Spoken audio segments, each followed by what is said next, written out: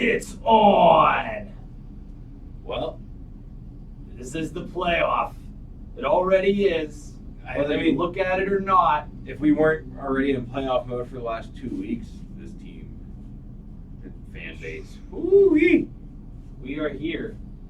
And it is going to be a wild ride to the finish. 4 games left in the regular season. And this team looks good.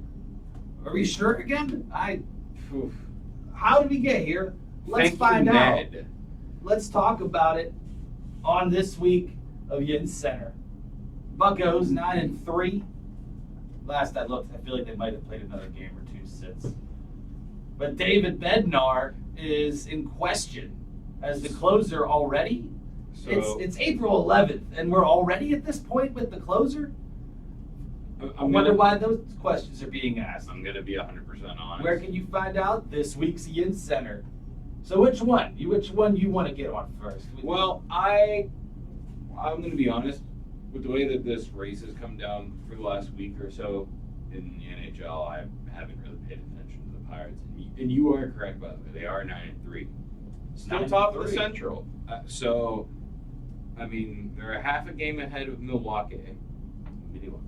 That's right.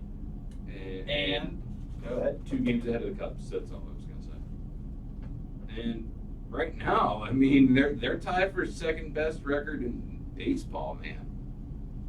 At the moment, yes. And they're already throwing David Bednar under the bus. I can see the reasoning for it is because you have Aroldis Chapman in there, and he's been a big closer guy for forever. Like, it's just the name Aroldis Chapman is just like one of the most intimidating names in Pirate history already, I feel like. Yeah, I would have to agree. I mean, when you get a dude who throws, anybody that throws 100 miles an hour, that's, I mean, come on. Like, the last Pirate pitcher or closer, I guess we're going to get really specific, that I can remember that hit anything close to that was Joel Hanrahan. So, I mean, obviously, I'm sure it's happened in the last couple of years. There's been some other ones, some you don't want to name, and some that maybe would be fun, like Mark Melanson. I don't think he was good. But I guess that's where people, like Pirate fans, get to see the closer every like 50 games, and then they want to just hit Bednar after a couple All-Star performance seasons, like right off the bat. I mean, that's the only reason I can think of is like Aroldis Chapman's just like an alpha dog in that room, and those 10,000 fans that felt like booing, 10,000 fans were at the game I saw, and that's a lot for a Pirate game, is it not? The capacity is over 30,000. I know, but I mean for a divisional opponent, for one of the best teams in the NL Central already. The Pirates, that's what you said. Well, I'm for one of the best teams in the. I mean, NL Central. 10,000 fans would boo it is they have the right to, but like I mean, they do. You also have 10,000 of you there. Were they? I guess my question would be: are they booing Bednar, or are they? I mean, obviously they are, but are they booing him intentionally, or are they booing Shelton's decision to not make Aroldis Chapman the closer? Because like, whenever I saw, like you were just saying, but like whenever I saw over the offseason we signed Aroldis Chapman, I was like, okay, cool, we have a bona fide closer that like teams know about. Like, okay, you can't, if you go into the bottom of the ninth against this guy or whatever, chances are you're not gonna come out with the win. So, I guess in the defense of those 10,000 people that were booing, maybe that's what they were booing. I don't know. That's kind of what the point was. I really don't get the point. Yeah, Bednar was an all-star closer still. So what game did he? So he blew. Whichever one was probably the most recent. I'm going to say the Tigers game Tuesday, because that was a 5-3 loss. Oh, here, let's just put this. Yeah, lost David Bednar. So, he gave up 4 in the ninth. So that's why. Okay, I can kind of see. But I mean, you're up 3-1. You give up 4. I didn't watch, so I can't say if they were all on him or not. But Either way, yeah, I can. I'm like, you're really gonna go in on the guy though for one bad inning. Yep. I get it. You know, that's his job is the one inning, but I mean, he's 1-1, so he's only seen. Ultimately, what I want to know is Aroldis Chapman the actual plan for the closer? Is that your plan if you're booing him? Booing Bednar at this point? I mean, I guess so. To me, because that's the only point I can see. Well, to me, unless if they're just booing a bad performance in general, and likely I would think that that's what it is. I don't. Knowing Pittsburghers, they want, especially from hometown people, they expect your best all the time. When I would assume. I mean, think about like Neil Walker. Everybody wanted his best all the time. I mean, I can't really think of how many other Pirates play, but like, I mean, look at like a Bugsy Malone. I mean, everybody expected the best from him when he was here. I mean, it's just kind of what you want from your local boys. That's I to booed me. the Penguins last season. Right. I mean, I think you were probably booing them earlier this season, if we're being honest. Oh yeah. Yeah. I mean, we were in the lottery at this point. We were like, all right, just go for the A tank. month and a half ago, it was like, yeah, we're gonna just try to get Mac Celebrini, and then Sid said, I don't tank. Yeah. I am not a tanker. Indubitably. So with that being said, let's move on to the Penguins, because ultimately at the end of the day, if you're really about the Pirates closer at April 11th, yeah, I mean, like, what do you do? But like we said, when they're tied for the second best record in baseball, tied with Peter's Guardians. So we're coming for you, Peter Nab. Not really. Again, it's April 11th. So. Yeah, we don't play them until like July or August, so we still got the dog days of summer still ahead. And just remember, in the grand scheme of things, the Pirates did fall apart after April, a very hot April last year too. Well, so I mean, they did lose one of their best bats too for like the entirety of the season at that point. So back to the tanking Penguins that are now accidentally tanking into a playoff spot in our tank projections. It did not work. The way or did it work?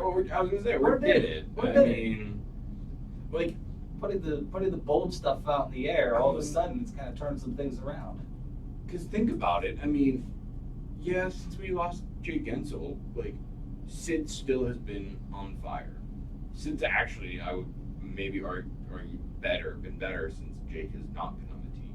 And Jake Gensel has gone on to score the most points by a trade deadline acquisition player already. Okay, so maybe not. But maybe my it could point, be a win-win. Yeah, my point was going to be that, I mean, Michael Bunting has been, I think, like the catalyst of this team rejuvenating itself. And you were big on that trade.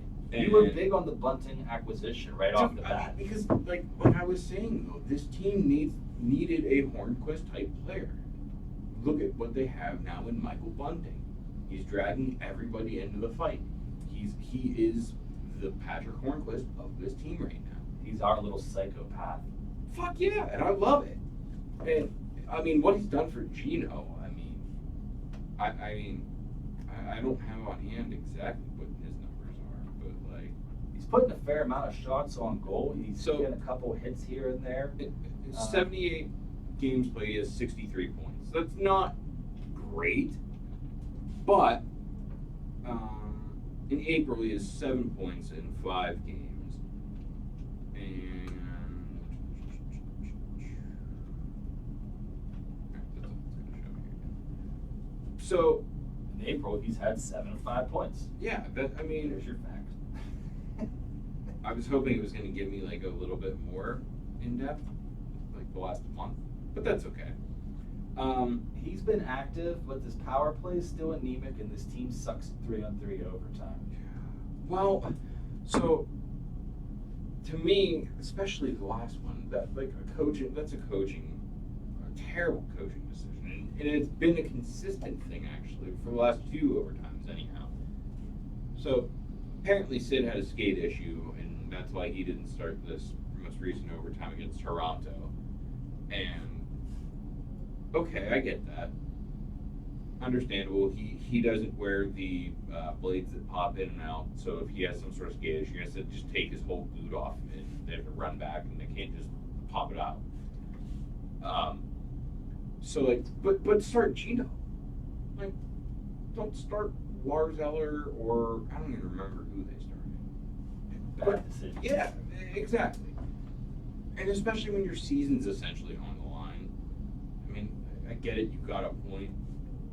But we were just looking at the standings before we started recording here, and like, that extra point right now would really be nice. That would probably actually get you into a playoff spot.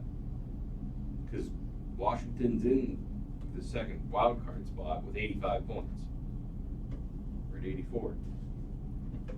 So, I mean, like we were saying earlier, tonight's a huge game because you're tied with Detroit in points. So you got to get this win, and then you got to hope that Buffalo can somehow pull off, I guess, a miracle and beat Washington without letting them get a point. Those are plausible scenarios still. It is, absolutely. I mean, like I said, you just take care of your own business first. Get the win tonight. Don't let Detroit get a point. I said this last week, but I mean, tonight's the biggest game of the year.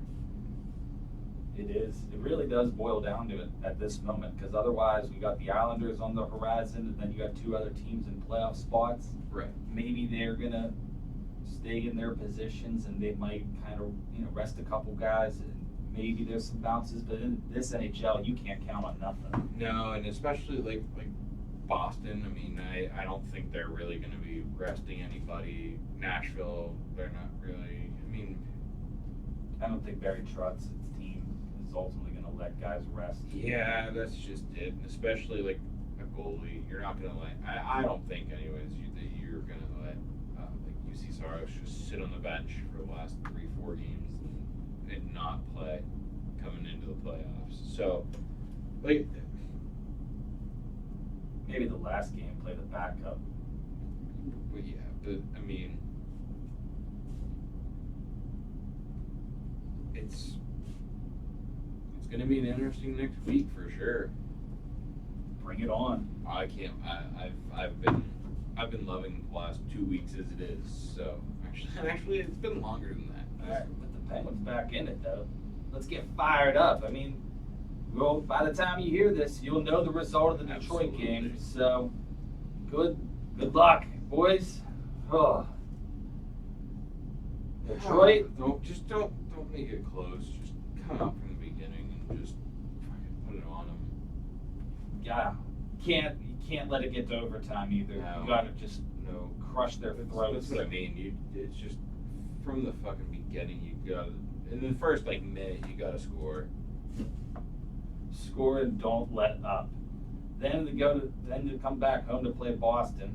Well, I guess they're still at home. Was there they home tonight? Yes, yeah. You really got to score in the first minute. Really get PPG rocking. Then Boston Saturday. That's going to be a tough one. But can the Bruins really move? It does not. I don't think so. Can they get home ice? Is the thing throughout the Eastern Conference. Well, we'll find out in another game by them. They are taking on somebody else tonight. Or they're not. Nope, they are off tonight. The Rangers played the Flyers tonight, so if the Rangers win tonight, I think that will kind of solidify them for the. Oh my gosh, why can't I think of the trophy? The Alex Nedeljkovic Trophy. He's really taken over in this goalie tandem. He really has. I mean, I didn't look. Is he confirmed to start tonight? But I believe he actually. Actually, I think it might be Tristan Jarry. He started the last 6 and has continued to look good. Yeah. I mean, he was saying that Alex Najelka have been confirmed. Cool. So So he's been quite the tale this year. exciting, man. I mean, let me see. Get back up here to his numbers. What is he? 16-6. Yeah, that's huge, man. 16-6 with 282 goals against and a 907 save percentage. So from your backup, I will definitely take those numbers. I mean, Looks like he might be the starter. If this team makes the playoffs, I think they play. I think you gotta ride the hot hand, man. I think that's what they're going to keep doing. That's what it looks like. Yeah. I kind of hope you so. Can't, yeah, I mean, you can't really argue it. I mean, when you look at who he's beaten the Rangers, the Devils, who have just kind of fallen apart, Washington, Tampa Bay, and then took Toronto to overtime. I mean, can't really argue with that. And then Columbus, overtime, Columbus, the regulation win, beat Carolina, took Colorado to overtime. I mean, solid goaltending when you need it against really good teams. Barry Trotz's Predators on Monday night. I can't remember who the actual coach is, but it's just Barry's teams again. So that's always a tough matchup. Then, what is going to could it come down to John the Hines, former Wilkes-Barre Scranton coach. Could the Islanders could that be a game for the 3-4 position? The 3 versus the wild card. Maybe not. Depends on how they do too. They have a pretty tough slate ahead with a lot of these Metro Division opponents. They've been handling the Rangers well, so it might not be that battle. Yeah, I hope. I mean, let's hope it is. But like you said, I mean, like just last week they kind of shit kicked the Rangers, did they not? They did. It Yeah, was like so- 5-2 shellacking. Yeah, and I think Zibanejad got hurt in that game. I don't know if he's Flying back elbows. yet or.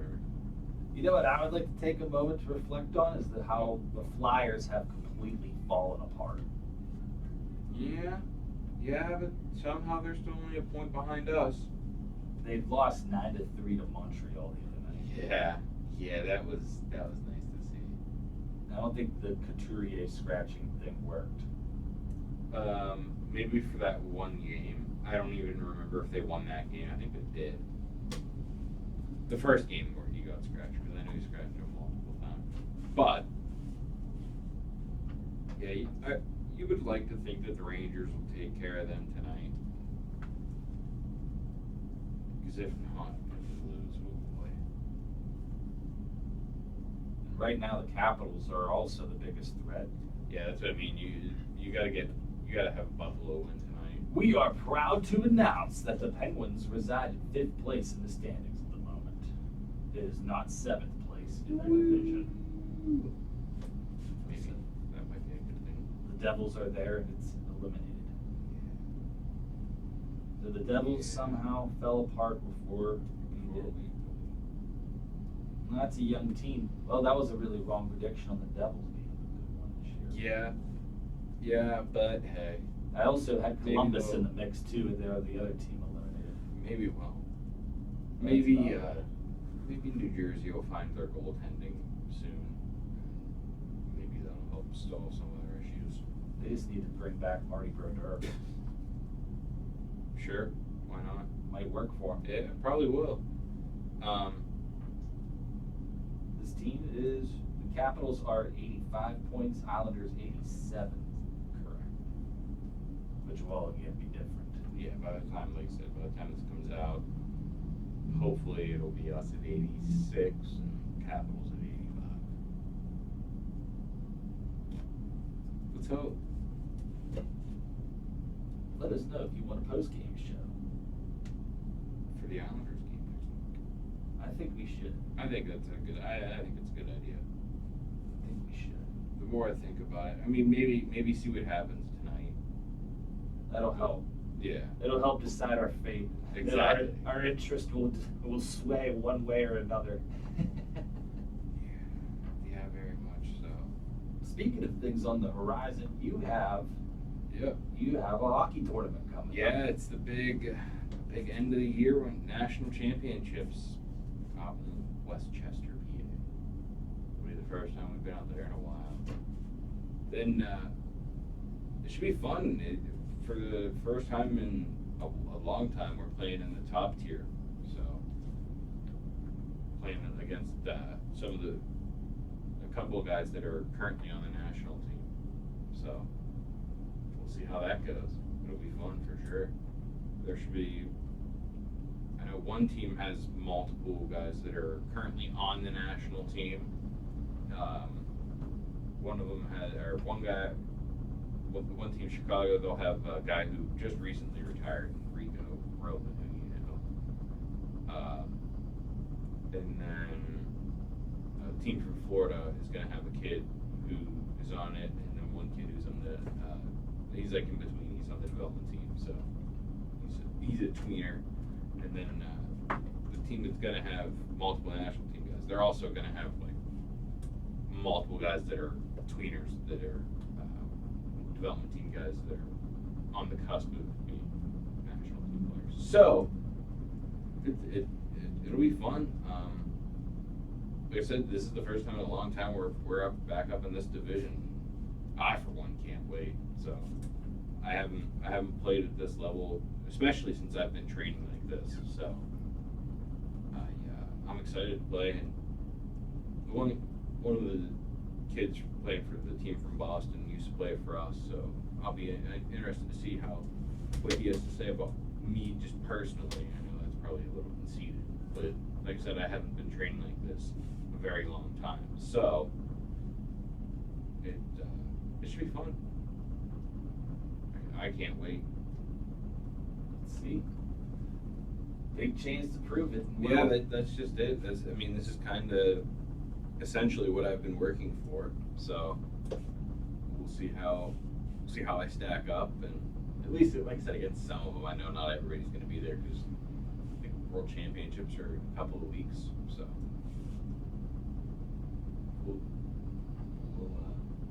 we'll see how we stack up and come back and keep training. Hopefully this summer I'll be with some of those guys. We'll see how it plays out. So we'll have one more episode before we have those results. That is something on the horizon out here. Yeah, weekend of April, 18th, 19th, 20th, and 21st. But I don't think our games start until the 19th. So yes, because that is a full disabled festival. Well, so they actually, not anymore. This is the first year where they've pretty much entirely separated it. Okay. So now USA Hockey, they do like high school national championships and like all these travel national championships, and this is the first year where we are going to technically be under that umbrella. So that with that, I'm sure there's other perks, if you will, that come with it. But the one big thing that for us is you will be able to live stream and watch all these games for free. So that's huge, because for the last number of years you've been. I mean, there was a time where you could watch them free, but now, or back over a number of years, you had to sign up and like subscription based pay, and it was stupid because we do like one tournament a year, 2 tournaments a year, where they have this hockey broadcast company come in and show the games. And now it'll be, like I said, it should end up getting a little bit more exposure. Just being able to get video online and a free streaming service will really help too. And I'm sure, like I said, there's other sponsorship things that I'm not aware of that are also really good for the sled hockey program. But yeah, it's gotten so big, sled hockey in general, just disabled hockey in general, that each discipline of disabled hockey now has pretty much gotten their own weekend. So us, there used to be like blind hockey. I remember. Yeah, they all have their own. They all have their own weekend now. Deaf and blind hockey. Well, I think that one's still a combined weekend. I think there might be combined somewhere. I can't remember. But yeah, that was wild to see. Yeah, that it's called. I think it's still called special hockey for people with mental and cognitive disabilities. There's amputee hockey, which kind of self-explanatory. They play on skates though, so and then there's sled, which you will still see amputees in, but a lot of those guys, there's just no chance that they can get an escape on their prosthetic.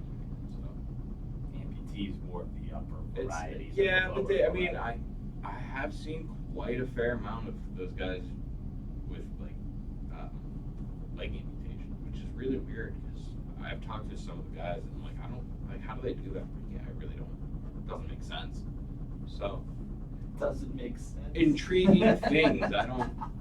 It's disabled hockey is very weird. In case you were wondering. Everyone's just open about it too, because they're like accepting. It's like, oh, you like this, okay. Yeah, and especially like our team in general. I mean, most of us have been together for at least 10 years, if not longer. So, you know personally, like, things get wild and out of hand when we're together. I've seen it as well. You've been a part of it. Oh yes, I've orchestrated it. I've created a culture. Yeah, I don't know if that's the culture that they talk about that you want. I was a gold medalist as a result of that culture. So. Yeah, a Paralympic gold medalist, multiple two world championships, or 2 world champions. They have multiple world championship medals. But yeah, pretty good people. Yeah, so if you want a culture that's about winning and having fun, you would Pick still one of the need disabled people. Yep, that's right. That's how it happens. Someone's got to be the bully for you guys. I don't think we needed that from you. I think pretty much all of us got that in our normal lives. You guys like bullied me into doing that too. Like I think. Oh yeah, there was definitely some things we bullied you into doing. Because I didn't even want to play, and then like all of you were so adorable at a young age. Because you were. I was gonna say before we all hit puberty at like 10. Yeah, I was like, because I was like 9 or 10. Well, no, I think I already got. When did you really talk me into it? It was like 12 or 13. I think you were probably maybe 11. 10, 11, I would say. Yeah, you guys must have been like between like 5 and 8. I'm gonna say I'm 4 years younger, so yeah, somewhere around there. Couldn't say no because it was so adorable. Yeah, and we weren't really like, it wasn't as nearly as fast as it got to be and as it is now, especially. But like, that was the youth level. You guys just needed a body, I think. Yeah, it was just like, hey, we need an extra, just an extra body to fill in a line, so we didn't have. I couldn't move barely in that first time. Like I think I was Windsor. I first stepped up, like I first got in the sled on the ice, and I was just like I'm just staying back by the goalie. Yeah, I'm just gonna be here. I'm just gonna be here and cover.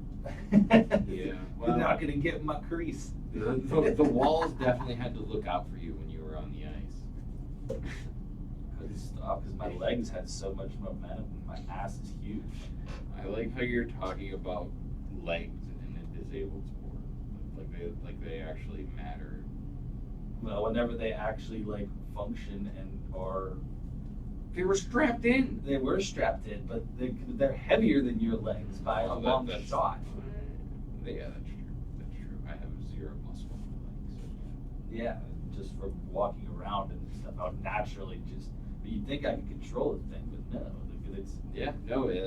I just kept growing too. That was my point. Either. That was my point. Was legs have no bearing in that. I kept growing. So like I couldn't control how far out it was. It just kept going further out because like, that's the only way I would fit. Fair enough. That first game though, like I just didn't move. I didn't move one bit. That's great. Yeah, I mean, that happened quite a bit. That was youth. That was youth hockey, though. That was like you were under 10, like we mentioned. So that's what That's it exactly, was. yeah. That was like 85% of people that were there. Now, dude, it's so intense. Oh, I can't wait. It's so much fun. There will definitely be no fights this weekend. The athletes are a lot better. Yeah, I think They are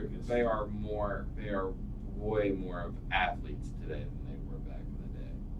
I mean, don't get me wrong, you still get the guys that like to party, but for the most part, I mean, especially at this level, these guys are dialed in on just playing. They don't care about 6 to 12-year-olds were really excited to go eat wherever we were going to go eat after the game. That's what we were stoked about. Krabby Joe's, man. Sometimes you still think about doing those trips and finding those luxurious restaurants like in Texas, the barbecue. That was so good. That was pretty, yeah. And then there's also the times that you remember, like you mooning a disabled player from another team on the way to I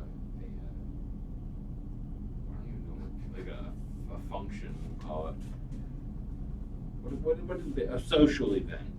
That's what it was. That was good times. Yeah. Had to set the alpha dog precedent. Yeah. I felt bad because he was like the nicest guy. He was like the captain of the Chicago team back in the day. That's why it was fun. He was such a sweetheart too, and then it was just like, okay, well, none of us can really talk to him anymore. You're welcome. Yeah. I vaguely remember. I remember his last name. I can't remember his first name. The wild stuff you guys ultimately bullied me into just because should have just said no to you, little dickheads. They're actually one of the things that just popped into my head was the one kid that plays for us now that used to play for Cleveland. I just remember him trying to come at you. He's a double amputee. He was running around with no legs on. He tried to come at you, and you just stuck your arm out, and he couldn't obviously go any further. He was just sitting there, like scrappy, like let me at him, just like trying to swat at you. I forgot about that moment. Thanks for remembering. Yeah, when see? Yeah. Oh, okay. We want to remember when. So, weren't you just talking about butt stuff? Just a second ago, didn't you say something about some butt stuff? That's a hell of a transition. Yeah. Well, remember in 2022 when 88-year-old man from Toulon, France, went into the hospital's emergency room. Is this a celebrity or just a random No, this person? is just a random 88-year-old man over in France. Oh, okay. So, as a first step, the hospital management asked for help from the security and fire department for a partial evacuation of the hospital to manage a potential bomb threat from this 88-year-old man. Once deminers established that there was no risk of explosions, the patient was taken in to surgery to remove an explosive shell from his butthole. So this 88-year-old man, according to the news, claimed to have found the shell, which was 7 inches in length, 3.5 inches in width, at his brother's house, and somehow it magically went up his butthole. So, do you remember when that happened to that 88-year-old man? He had to have a 7-inch length and 3.5-inch width artillery shell removed from his asshole. No, I don't remember that. That's impressive. I mean, like, it's a lot of. look at that thing. That's a lot of. That's a lot of artillery shell in your anus.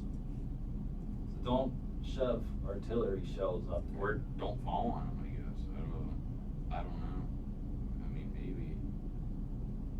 How about, oh my God. I'm not even going to do that one. That's, I'll show you that one afterwards. Do you remember when Roy Sullivan, who was an American park ranger, was struck by lightning 7 times between 1942 and 1977? He survived all of them and was even given the nickname Human Lightning Rod, and he's been recognized by the Guinness World Record book as the person struck by lightning the most number of times.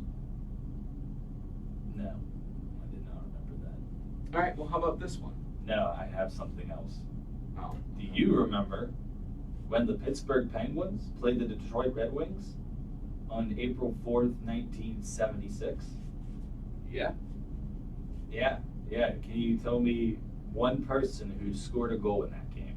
Michel Briere. You are incorrect. Yeah, I figured. I think he was dead.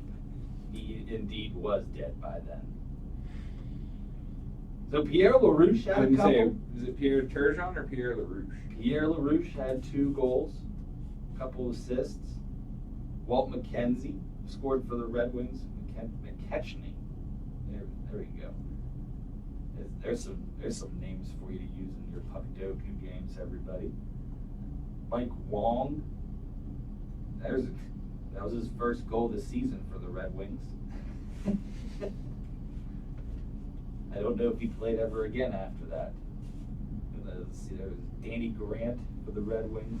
Then Sil Apps for the Penguins and Ron Stackhouse. Bob Kelly. The Pierre LaRouche, that was his 52nd and 53rd goals to end the season. You got it anymore? Jean Pronovost, he was on that team. So there's a few games. So there's a few teams. That was at one time that they played. do you remember March 8th, 2010? Because I do. March 8th, 2010. I'm sorry, March 8th, yeah. April 8th, 2010. Easy for me to say there. Because that was the last Penguins final regular season game. I don't know why I said last final. It was the final regular season game at the Igloo. Oh man. 14 years ago. That's fucking wild. I can't believe PBG Paints has been around for 14 years. There's also times where the Penguins have lost to the Red Wings in big games. November 26, 1983. Penguins head home against the Red Wings. Sure, Ted Bully and Mike Bullard had some goals for the Penguins. Mike Bullard with 2, Ted Bully with his 3rd goal of the season at that point. Why do I always think I've heard Mike Bullard named like a South Park episode? Well, probably because the Penguins were playing hockey like they were a South Park episode, where they were just tanking really badly. I feel like that's a name I've heard in South. But anyway, Sorry. they were tanking. The Penguins were, in 1983, they probably did decide to tank at that point. That was right before Mary Lemieux was getting to be drafted, so they had to tank. So the Penguins lost 7-4. Lane Lambert scored a goal for the Red Wings. He's been fired as a coach. John Ogrodnik.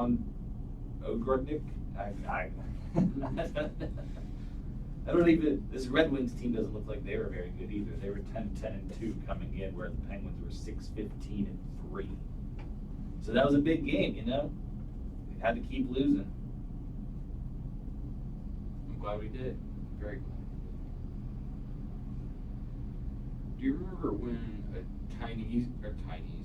Taiwanese university student persuaded? Nope. I have no idea what a Taiwanese student has ever done in my life. All right, well, buckle up, because he was persuaded by his friend to get his legs amputated for a $1.3 million insurance scam. Wound up getting only $7,200 out of it, and then had to pay it back. He reportedly submerged his feet in dry ice for over 10 hours to induce frostbite, resulting in a double amputation. The medical staff suspected the injuries were fabricated as they lacked typical frostbite signs. So this stupid motherfucker had to get his legs amputated, trying to get $1.3 million. got $7,200 and then had to pay that back and is facing jail time. Good. I don't remember that at all. Well, that's unfortunate. But I do remember back Do you remember when? on Go ahead. February 7th, 1999. February 7th, 1999, the Penguins beat the Red Wings 2-1. I see the theme you're going for, but I think we're in April. I know I said March, but Alexei Kovalev and Kip Miller were the 2 goal scorers for the Penguins. And Martin Lapointe scored the lone Red Wing goal. Chris Osgood was in net for the Red Wings, and Tom Barrasso was still in net for the Penguins. Nice. In 1999. I like that. I like that a lot. German Titov was on the team. I'm sorry. Who? You don't remember German Titov?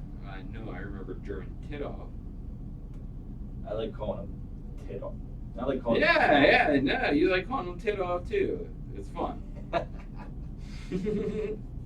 So yeah, well, there's been some interesting matchups though with these teams, and they all had big implications.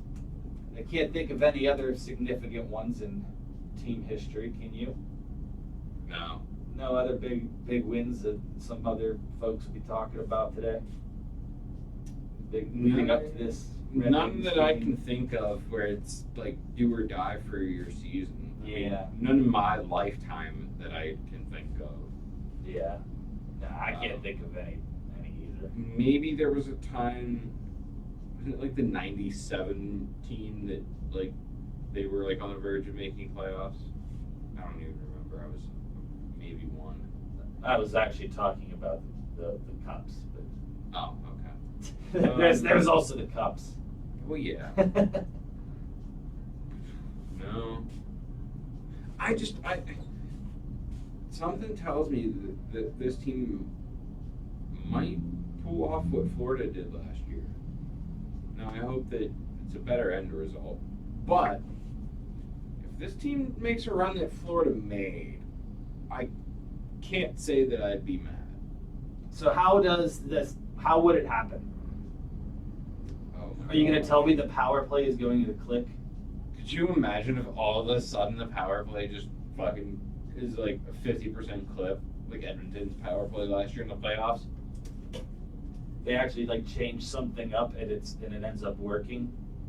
They fire Todd Reardon now.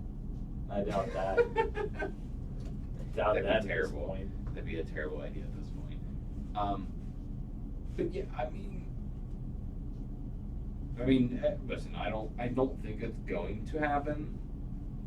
But I mean, just the way that it's all played out to me is very similar.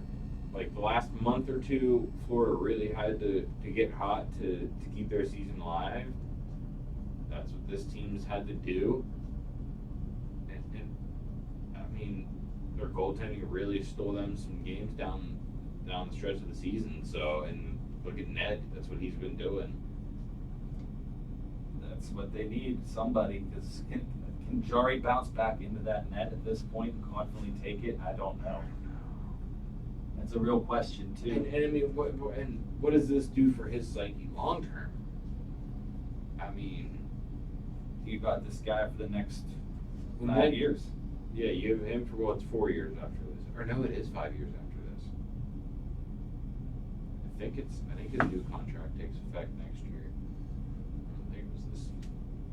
No, it was this season. So this would be 4 years.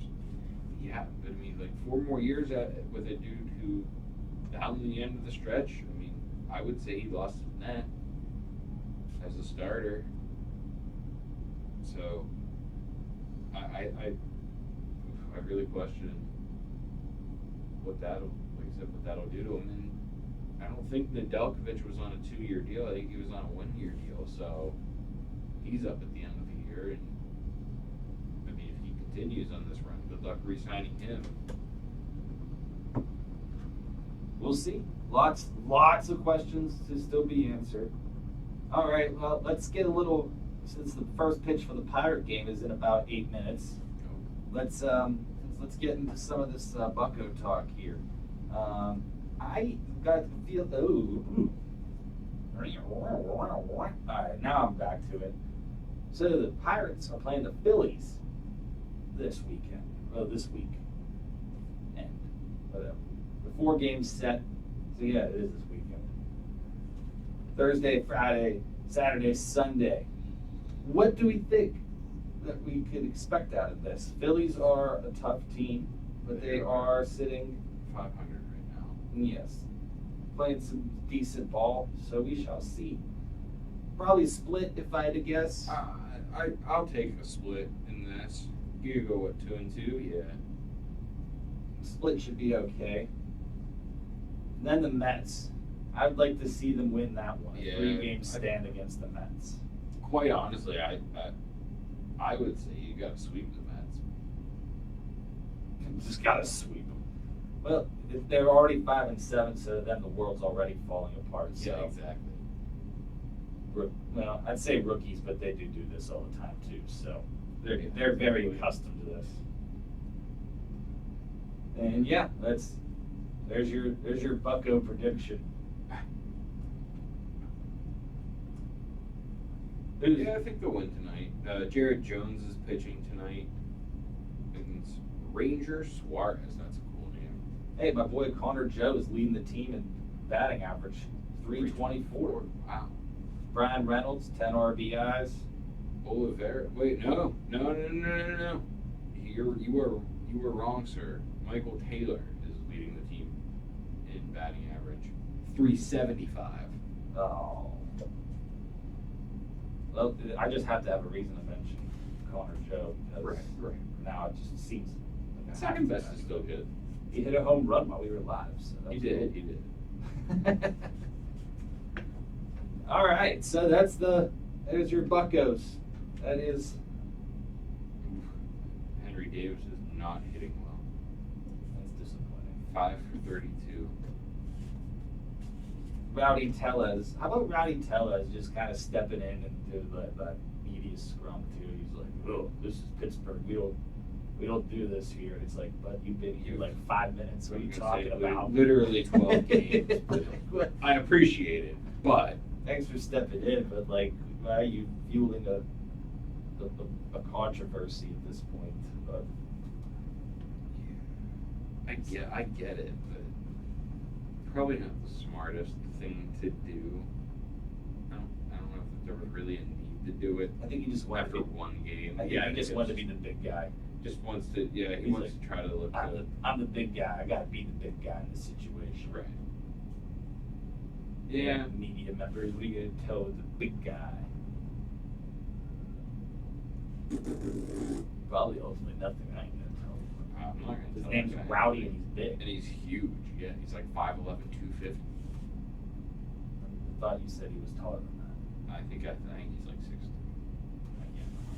I think that's what it was. But he doesn't look it. Also, I guess when you're whatever, you're probably not gonna look very tall. So yeah, there's your Bucko preview. There's your Penguins. Oh boy, preview. You just like I said, biggest game of the year. I mean, biggest game of the last couple of years, if you ask me. I mean, I get last year came down to like 1 point at the end of the season, but Well, you also had chances against Chicago and Columbus, and you couldn't secure it in either one. So that's foolish on them. absolutely, yeah. They let Florida get in. Yeah, they really did last year. So let's hope that we can keep on with the same role that we've been on, but also get that same kind of luck that Florida had last year. Was Sid Crosby doing what he's doing? I like too how I thought I actually could see I said I could see the end. Yeah, he's right back at it. Yeah, no, he's looking very good. So maybe I should just continue to say negative things, and they'll continue to play out well for the Penguins. Well, 'Cause it seems to be working. We know they listen, so We know they listen. as long as don't like saying bad things, but if that's what's helping this team, Kyle and Sydney, then that's what I will do for you. I can't do much else. So Yeah, we can be the I will haters be that drive the you. bulletin board material. It's okay. If that's what it takes for this team to go on another run, for Sid, for Gina, for Letang to get another cup, that's what I'll do. That's the sacrifice I have to make. I dig it. I dig it. Can you smell? What the playoffs He is. are cooking. I can't believe he's back in the WWE. Oh, he's got to do something. Yeah, he's not acting, so he's got to act in the WWE. Well, he's just the same guy in every movie at this point. The guy that he is in the WWE. Yeah. Ooh, big. I know you don't care, but I'm sure some of our listeners might. Big UFC card this weekend, UFC 300. I mean, like I said, I know you don't care, but this is the most stacked card I've seen, and I've only been watching for like 4 or 5 years. But I can't wait. This is gonna be Saturday's gonna be so much fun. Such big fights. 3 championship fights. Former champions from the first fight of the night on through 13, 14 fights. There's a dude who fought at UFC 100, 200, and he's going to be on UFC 300, which UFC 100 was like 10 years ago. So that's kind of impressive to be fighting that long, if you ask me. Who else is on here? Like the light heavyweight champ of the world is going to be on that card. Like former kickboxing champion. You got some live predictions on any any of this stuff or any guesses? So Anyone to look out for? I'm probably. I don't think it will, but I could see Jamal Hill beating Alex Pereira for the light heavyweight belt. I mean that, like I was saying, Pereira is a 2-division kickboxing champion. Unreal striking and everything, but that's pretty much all he does is kickboxing, so he doesn't really grapple or anything. So if Jamal Hill can take him down, it could be the end for Pereira there. I like Justin Gaethje. I think is just gonna piece up Max Holloway, which is hard to do. That's gonna be a really good fight. Peace up, A-Town.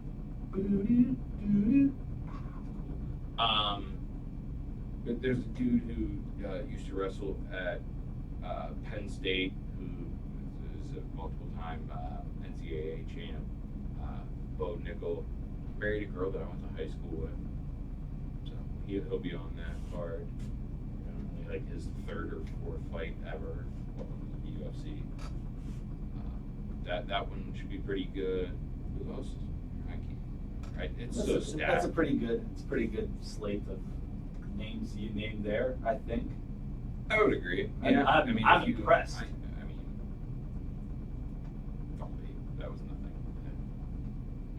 I thought about mentioning it, and I was like, nah, I probably won't even have time for it. But I do. I think if you really started like watching it, you really actually get into it.